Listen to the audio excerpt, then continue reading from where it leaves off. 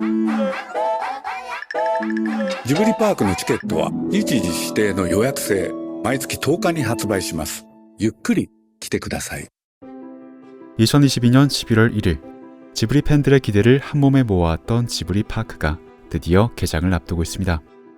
미야자키의 2013년작 바람이 분다 이후로는 딱히 지브리 덕질을 할 만한 이벤트가 없었기 때문에 지브리의 모든 작품 속 세계에 직접 들어가 볼 수 있는 이번 지브리 파크 개장만큼은 지브리를 향한 팬심을 다시 장착하지 않는 게 불가능한 그런 초특급 이벤트라고 할 수 있겠죠. 그런데 지브리 파크를 방문하기 위해 정보를 찾아보다 보면 조금 의문스러운 구석이 보입니다. 바로 이번에 개장하는 지브리 파크가 일본을 대표하는 대도시인 도쿄나 오사카, 하다못해 여행으로 익숙해진 후쿠오카나 홋카이도도 아닌 나고야 근처 인구 3만 명의 작은 지역 도시 나가쿠테의 자리를 잡고 있으니까요. 적절한 비율일지 모르겠습니다만 이걸 우리 기준으로 바꾸면 아마도 대구나 대전 근처에 있는 청도군이나 옥천군 정도의 세계적인 IP를 가진 초대형 테마파크를 건설하는 느낌일 것 같습니다. 물론 그래도 안 된다는 법은 없지만 아무래도 주변 교통과 관광 인프라를 생각해보면 지브리가 가진 폭발력이 제대로 흡수될 수 있을까 괜히 걱정이 되는 게 사실이긴 합니다.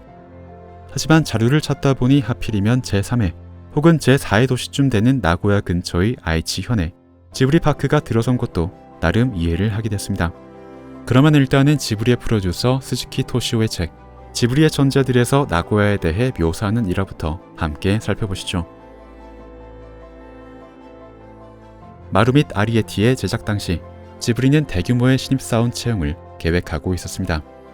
당시에 지브리는 모든 직원을 정규직으로 채용하면서 1년에 한 번씩은 장편을 내놓는 살인적인 스케줄을 소화하고 있었는데 그러다 보니 산전수전 다 겪은 베테랑들이 스튜디오에 차고 넘쳐나 신입 애니메이터들이 입사를 해도 선배들에게 기가 눌려서 제대로 성장을 하지 못하는 문제가 발생하게 되었죠. 그래서 차라리 10명 단위로 대규모의 채용을 해버리면 신입들끼리 모여서 힘을 키울 수 있지 않겠느냐라는 것이 미야자키와 스즈키의 계획이었던 겁니다. 그리고 그렇게 실시하게 된 첫 번째 대규모 공채에서 지브리는 총 22명을 채용하게 되죠. 하지만 지브리의 건물에는 그 많은 인원을 모아놓고 교육을 할 만한 공간이 없었기 때문에 결국 신입사원 연수를 위한 별도의 공간을 찾아내야 했는데 갑자기 미야자키는 영화 홍보를 위해 전국을 돌아다니다가 스즈키가 했던 말을 기억해냅니다. 그건 지금 일본에서 기운이 넘치는 곳은 나고야뿐이다 라는 것이었죠. 갑자기 떠오른 그 말 때문에 나고야가 좋겠다고 결론을 냈다는 미야자키.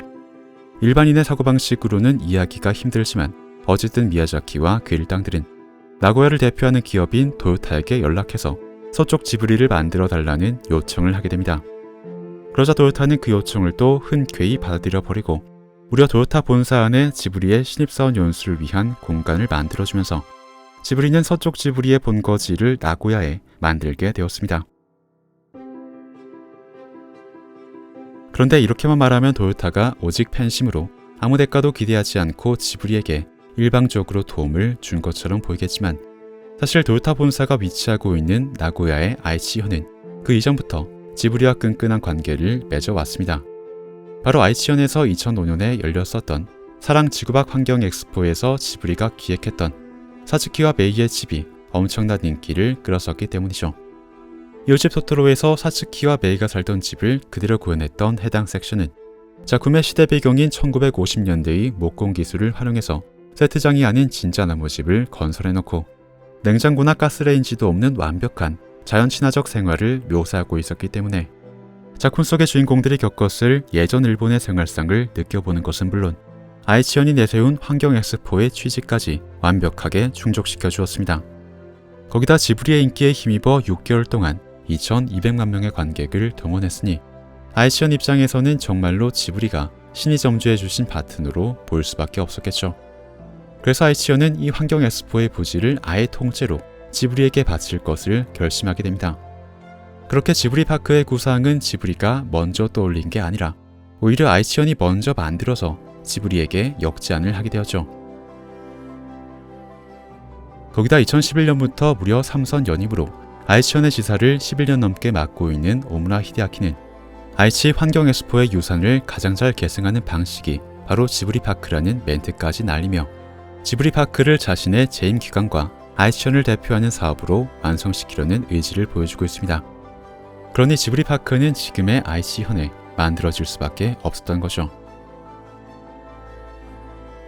이렇게 전폭적인 지원을 받다 보니 지브리 파크는 현존하는 일본의 테마파크 중에서 가장 큰 면적인 60만 평 위에 만들어지게 되었습니다.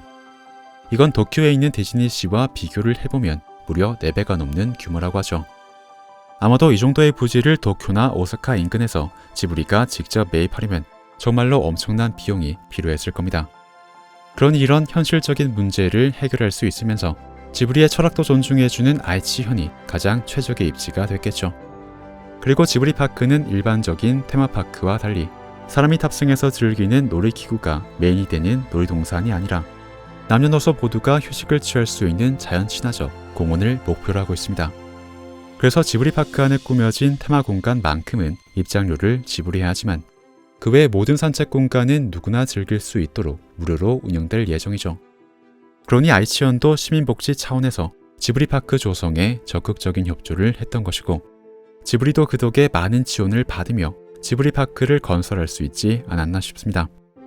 번외로도 말씀드리자면 이번 지브리 파크의 건설에는 지브리 팬들에겐 애증의 존재인 미야자키 고로가 조경 감독으로 참여하고 있습니다.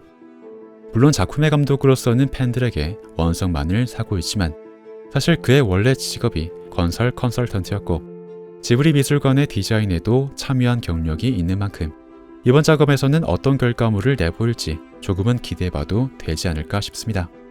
어쨌든 35년의 지브리 역사를 총망라하는 공간이 탄생하는 만큼 미야자키의 마지막 작품만을 기다리고 있던 지브리 팬들에게는 이보다 더한 선물이 없을 것입니다.